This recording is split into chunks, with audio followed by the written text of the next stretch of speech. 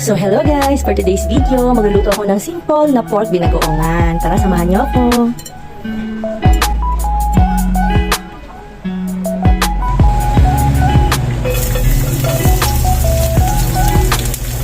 Siyempre, natin ang sibuyas. Tapos, bawang.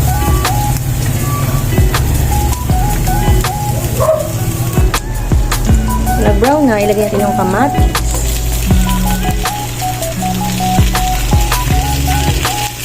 Lutuin natin siyang mabuti hanggang maging lanta. Tapos ilagay yung pork.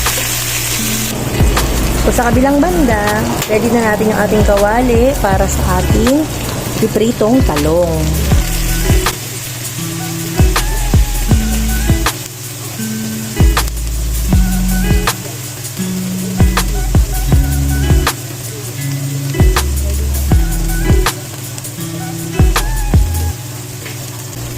So, dahil pwede na itong kamatis, pwede natin ilagay yung ating pork. Kaya ako nasabing simple na pork binagoongan kasi hindi na natin kailangan na i-sear yung pork or hindi na kailangan ng searing. Sabay na natin siya sa isa. Kasi pwede naman yun kahit hindi mo siya i-sear, yung traditional way lang ng paggigisa. Hindi natin ng konting fish sauce kahit na maglalagay tayo ng alamang later. Pero konti lang. Padagdag balance lang sa lasa ng pork. Tapos pepper.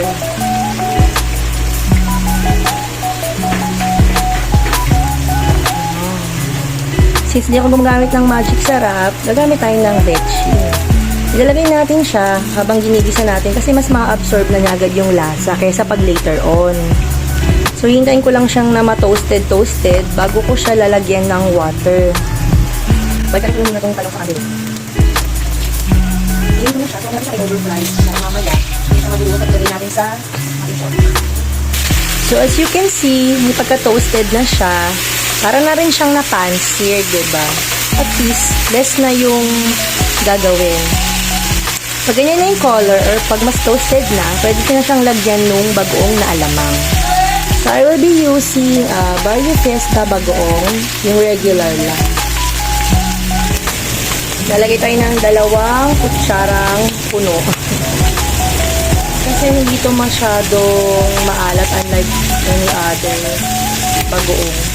Gisado na rin pala siya, by the way.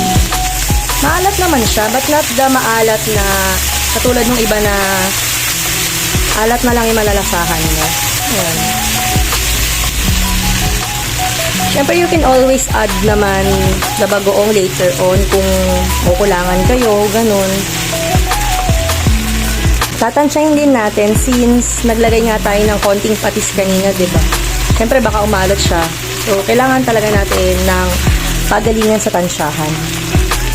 So, comment naman kayo kung anong marerecommend yung bagoong alamang na masarap at bagay talaga sa pork binagoongan.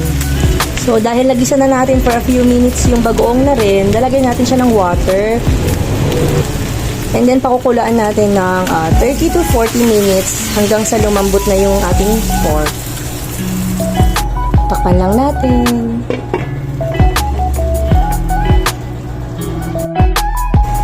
Check na natin kung na-reduce na yung water. So, yan.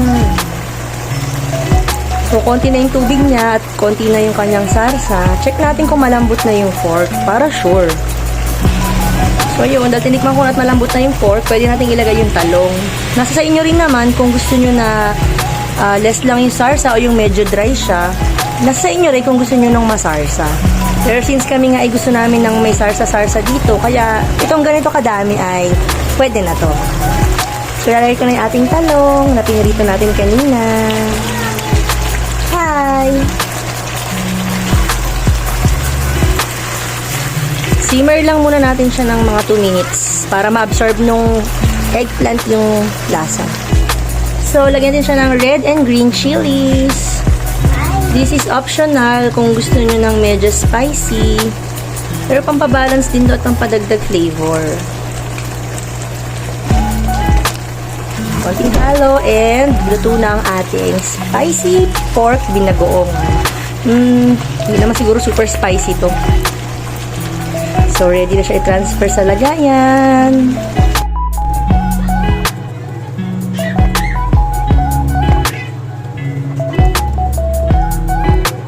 Bango.